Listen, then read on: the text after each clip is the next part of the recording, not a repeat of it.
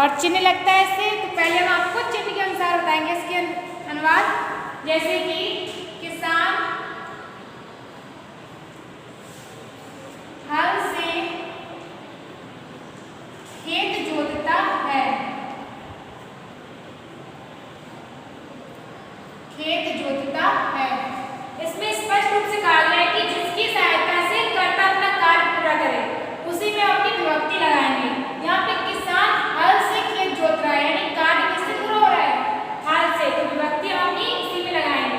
किसान की कृषिका, एक वचन है कृषिका, फिर हल, हल की हली होगी, ये सब रूप लगा देंगे तो हलेन, कृषिका हलेन।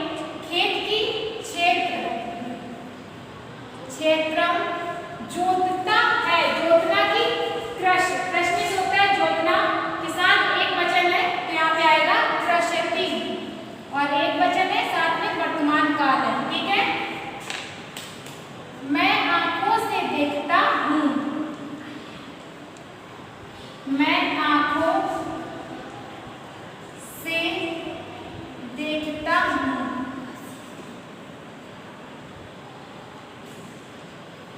तो यहाँ पे मैं के लिए हम लगाएंगे अहम, मैं के लिए अहम। आंखों, एक आंख होती तो हम लिख देते नेत्र, लेकिन दो आंख यानी बहुवचन है तो नेत्रभ्याम, द्विवचन में लगाएंगे नेत्रभ्याम, नेत्रभ्याम। देखना की अहम के साथ लगाते हैं आमी, पश्यामी, पश्यामा, सॉरी पश्यामा,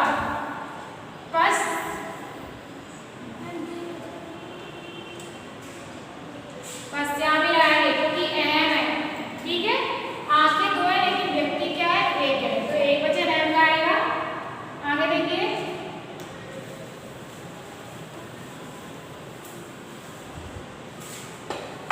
अगला वाक्य है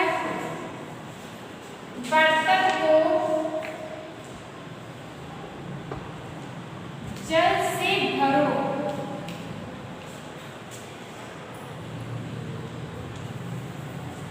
ठीक है। ये वाक्य कैसा है हमारा? बर्तन को जल से भरो, तृतीय व्यक्ति का है, को और से आ रहा है, लेकिन को और से का अंतर देखिए, को कहाँ लगा है? बर्तन के बाद, जल से कहाँ लगा है? जल के बाद, यानी पूर्ति यहाँ से हो रही है, ठीक है, जल से भरो, ना कि को। ये थोड़ा लिखिए कि बर्तन से जल को भरो, उल्टा हो जाएगा ना। यहाँ पे तृतीय व्यक्ति बनेगा, इसमें समय हमारा दिया जा रहा है भूतकाल, यानी कि भरो, पहले कर चुका है वह कार्य, ठीक है। यहाँ पे बर्तन, बर्तन क्योंकि पात्रम, पात्रम एक बर्तन है तो पात्रम, जल से भरना है यानी सब रूप हमारा जल में आएगा, जलेन। भरना की पूर, पूर भी होता है भरना, तो यहाँ पे पूरे, ठीक है। अगला है परिश्रम से कार्य सिद्ध होता है, परिश्रम से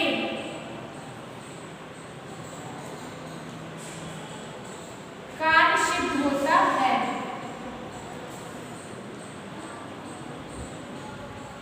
सिद्ध होता है, ठीक।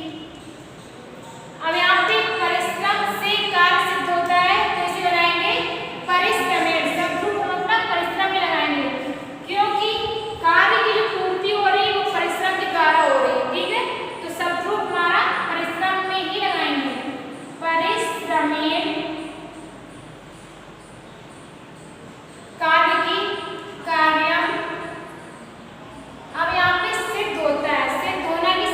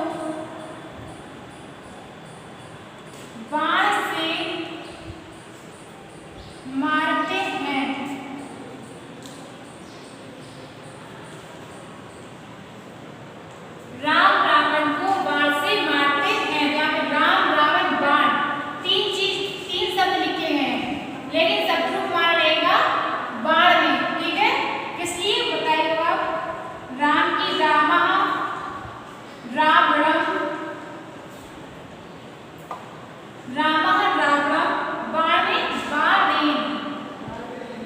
मारना की होती हन, ठीक है। राम एक वचन है, रावण भी एक वचन है, यहाँ पे हनति मतलब राम के द्वारा मारा जा रहा है ना, तो राम एक वचन में आएगा, यहाँ पे एक वचन का धातु लगेगा हनति। अगला है वह गेंद से खेलता है, वह गेंद से खेलता है। तो यहाँ पे वह के लिए सा, सबसे सिंपल बात होती है वाले सा। गेंद की कंदुक, यहाँ पे सब कुछ लगाएंगे कंदुकेन, ठीक है। और यहाँ पे सा के साथ क्या आएगा क्रीडति, क्रीडति क्योंकि एक वचन है, ठीक है। ये हो गए आपके चिन्ह से कि जहां पर से का चिन्ह पाया जाता है वहां पे तृतीय व्यक्ति होती है। इसमें कर्ता के द्वारा, इसमें जिसके द्वारा कार्य की पूर्ति होती है शब्द हमारा उसी में लगता है, ठीक है। अगला नियम है इसका, कर्मवाच्य तथा भाववाच्य के वाक्यों में तृतीय व्यक्ति होती है।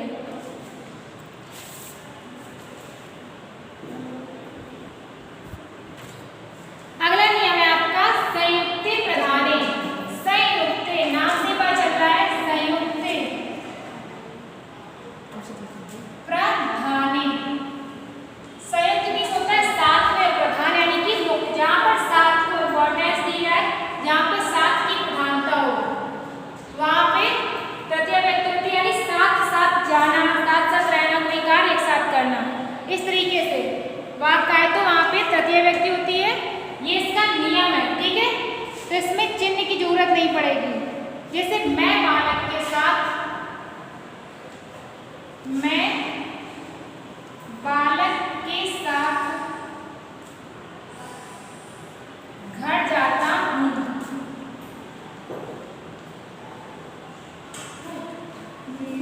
ठीक है। इसमें से नहीं लगा है क्योंकि इसमें हमारा नियम लग रहा है कि किसी के साथ जो कार्य किया जाए वहां पर तृतीय व्यक्ति होती है।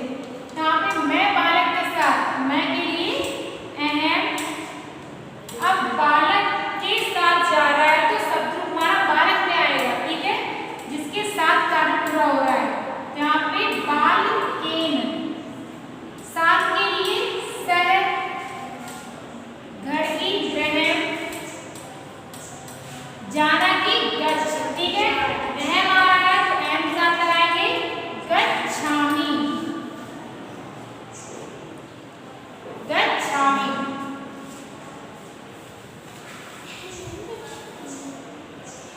अगला वाक्य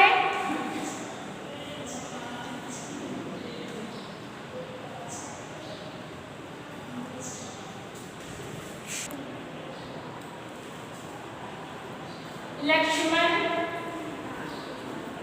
लक्ष्मण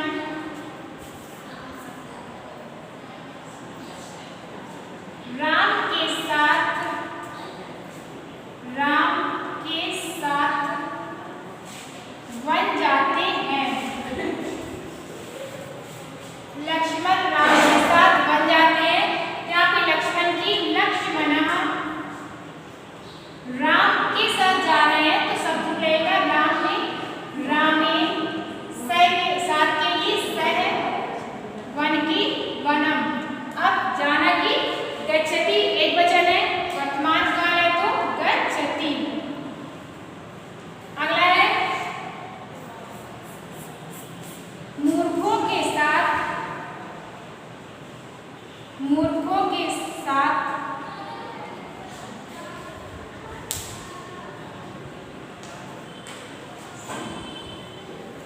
विवाद मत करो।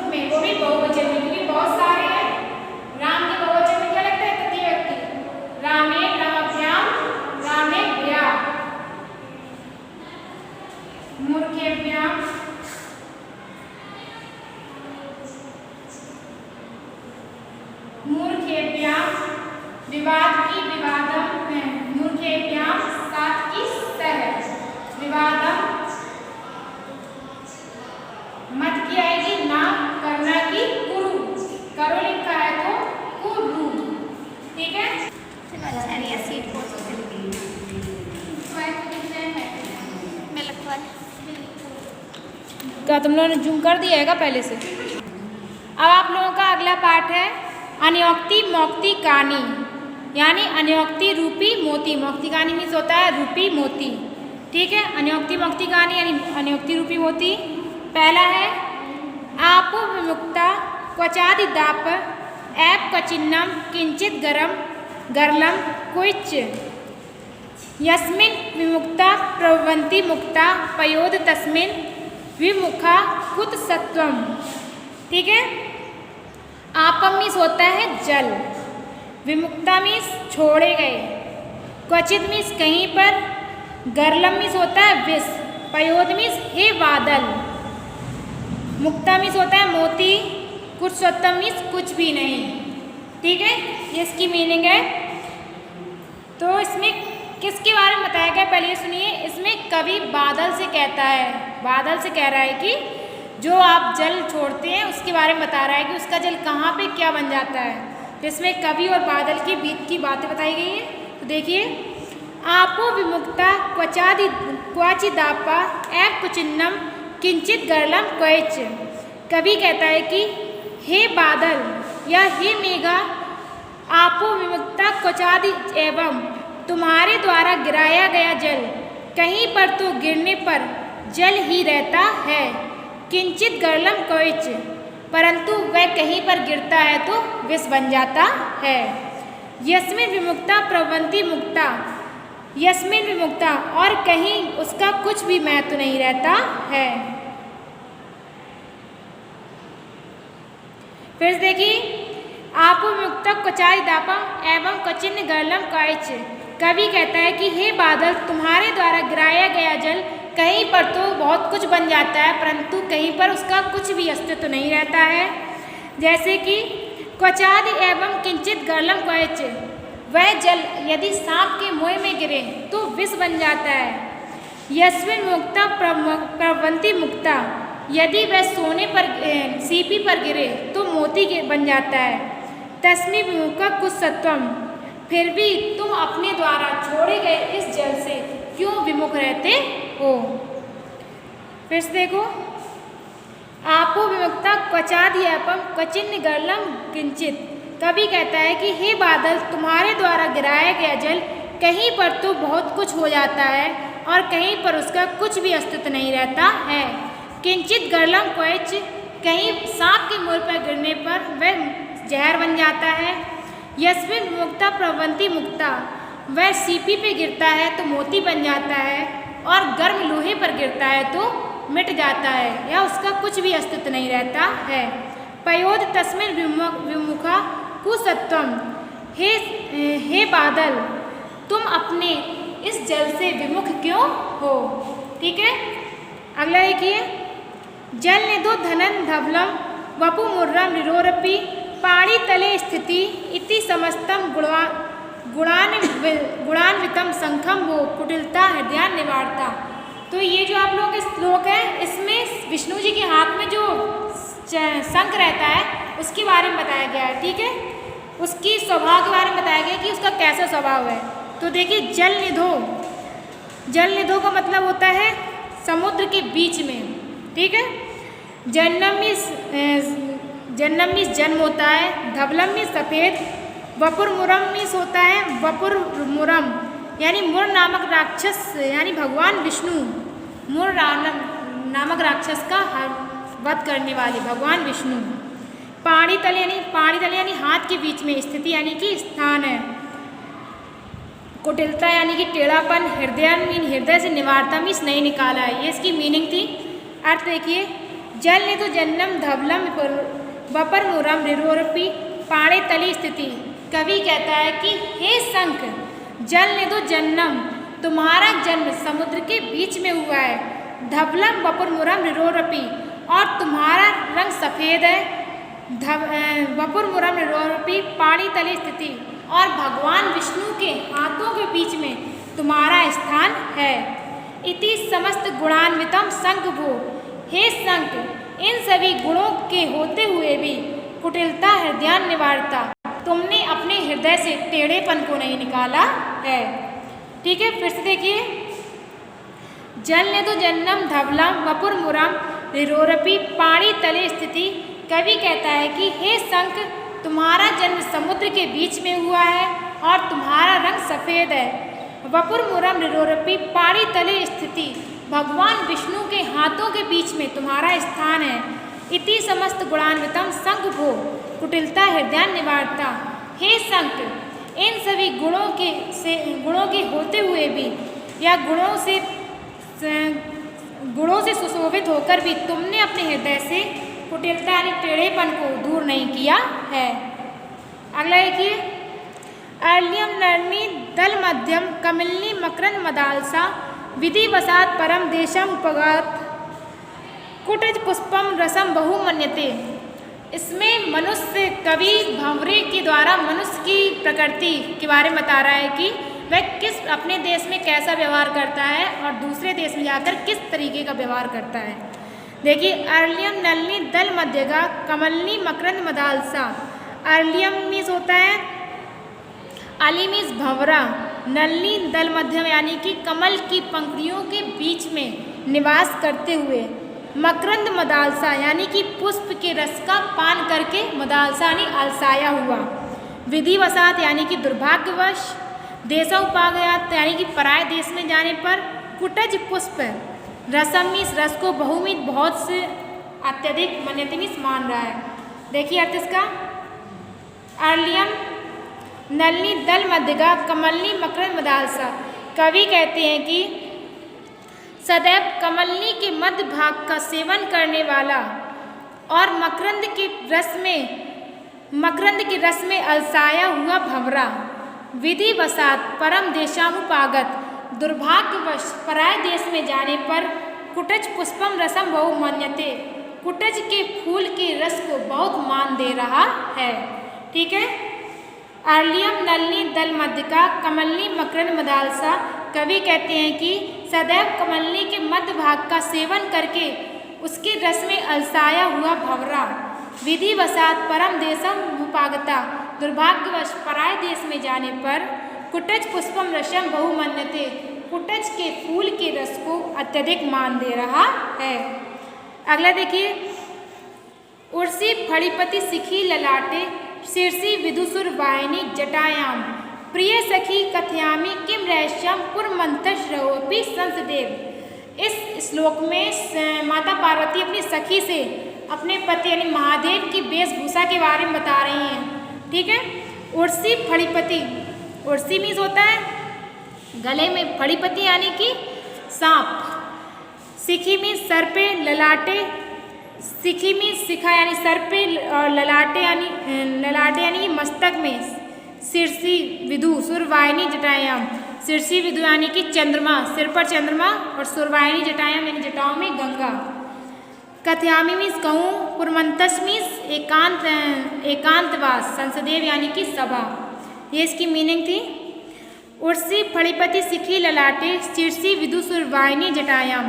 पार्वती जी कहती हैं कि हे सखी, उर्सी फणिपति सिखी ललाटे, कि मेरे पति के गले में या वक्ष स्थल में सर्पराज, सिखी ललाटे शीर्षि विदु, सिखी यानी कि ललाट यानी कि माथे में तीसरा नेत्र, शीर्षि विदु, और सिर पर चंद्रमा, सुरवाहिनी जटायाम, और जटाओं में गंगा रहती है। प्रिय सखी कथयामी किम रहस्यम पुरमंतश्रवपि संसदेव। हे सखी, मैं तुम्हें क्या रहस्य बताऊं, मेरे पति का एकांतवास भी एक सभा के समान लगता है। फिर से देखिए, उर्सी फणिपति सिखी ललाटे शीर्षि विदुसुर वाहिनी जटायाम। पार्वती जी अपनी सखी से कहती हैं कि मेरे पति के वक्ष स्थल में सर्पराज, सिखी ललाटे, मस्तक पे तीसरा नेत्र, शीर्षि विदु, सर पे चंद्रमा, सुरवाहिनी जटायाम, और जटाओं में गंगा निवास करती है। प्रिय सखी कथयामी किम रहस्यम पुरमंतश्रवपि संसदेव। हे सखी, मैं तुम्हें क्या रहस्य बताऊं, मेरे पति का एकांतवास भी एक सभा के समान होता है। ठीक है, फिर से देखिए पांचों चारों